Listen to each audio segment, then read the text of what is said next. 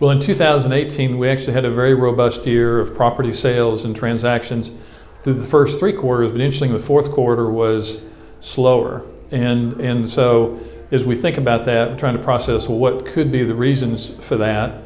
Obviously, our economy is slowing down. We're starting to see some evidence of that, so it could be anticipating the impact of that on values and so forth. Could also be a confluence of government discord, at the time, the portents of much higher interest rates, of China, and just processing all those things, and people taking a little bit of a wait and see attitude. So I think we'll have to see into the first quarter or two of this year really to get a bigger picture.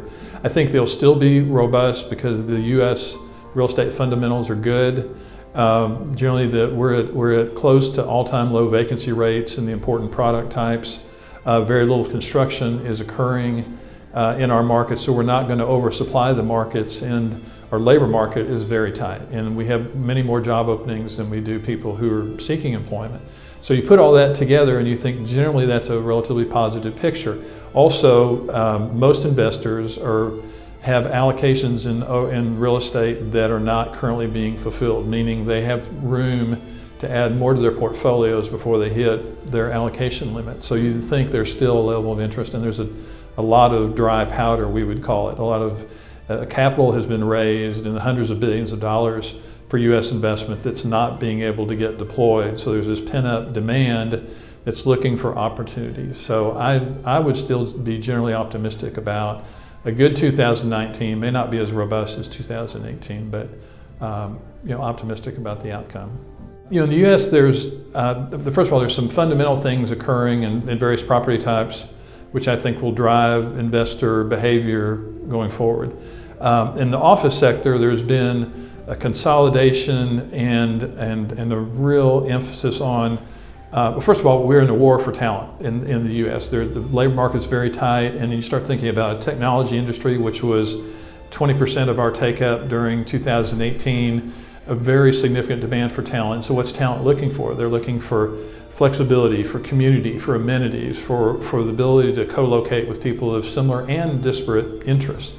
And so as you think about the physical ramifications of that or manifestations of that, it's around locations that can accommodate that. And so generally it's newer buildings, it's buildings that have those elements in there. And so what we found on the office side in the US is that some of the Class A stock, which was built 20 years ago, is struggling to be relevant today.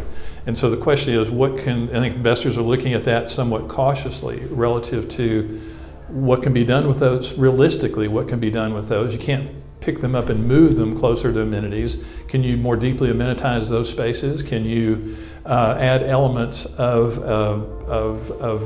attractiveness that would bring companies with those kinds of workforces?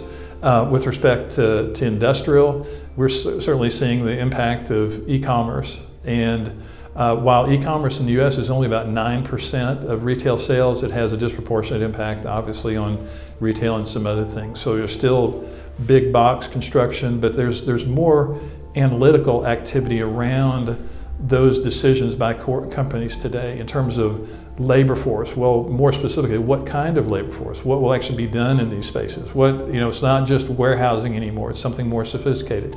And then the trend toward infill locations, the notion of the last mile delivery and the implications of that, and how do buildings get repurposed, and so, and in terms of products that investors are looking for, they're not getting enough industrial. They're very desperate to try to add more industrial to their portfolio for a couple of reasons. One, it's a product that's doing well fundamentally today, but also construction costs are up, the cost of re-tenanting space and so forth. So as they look at a more stable cash flow, they're looking at warehouses which typically have low office finish and not a lot of tenant improvements, not a lot of cost when a tenant rolls over or moves out. So they're thinking that's a more stable income stream, in addition to being sort of in favor today. And then there's multifamily, and multifamily has been, in the U.S., has been sort of the barbell effect. There's been this emergence of renters by choice, meaning people that are older and the kids are out of the house and they're thinking about, does homeownership continue to make sense for me? And so they're going into the more luxury units that are highly amenitized and so forth. And then you see the millennials, the young professionals that are looking for, again, community, a lot of the same things we talked about in terms of office.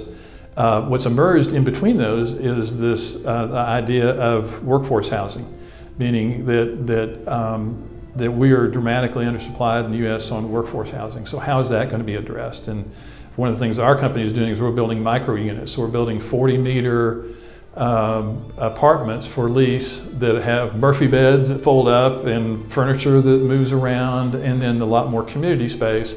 And that's been unbelievably well received, and particularly markets like Austin, New York, Boston, where the cost of housing has really gotten out of the reach of a lot of people. And then you've got young people with student debt and hard to afford housing, you got increased interest rates, put all that together, and so the for rent housing market in the U.S. is still doing pretty well. And then you have the alternative property types like medical office, and you have trends in that, and what you're finding there is that there's been a lot of consolidation in the traditional healthcare providers, and so there's some projections that in 10 years we'll have half the number of big hospital systems we have today.